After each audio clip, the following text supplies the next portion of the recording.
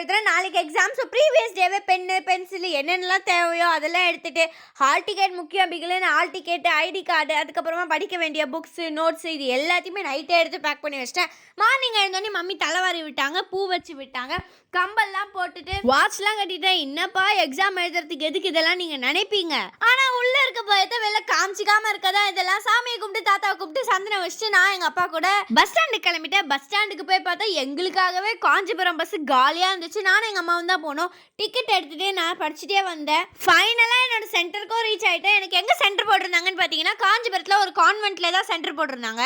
நானும் அகிலேஷனோ படிப்பாளிங்க மாதிரியே படிச்சுட்டு இருந்தோம். அங்கே பேரண்ட்ஸ் எங்கே உட்காருதுனே தெரியல. எவ்வளோ குட்டியாக இருக்குது பார்த்தீங்களா ரோடு. ஒரு வண்டி போனால் இன்னொரு வண்டி ஆப்போசிட்டில் போகவே முடியல. ஈவென்டோ அந்த ஸ்கூலுக்குன்னு ஒரு பிளே கிரவுண்டு கூட இல்லைன்னா பார்த்துக்கோங்க. 10 o'clock எக்ஸாமுக்கு 9:15 உள்ள கூப்பிட்டாங்க. நெக்ஸ்ட் சூப்பரான வீடியோட நாங்களை மீட் பண்ணுறேன்.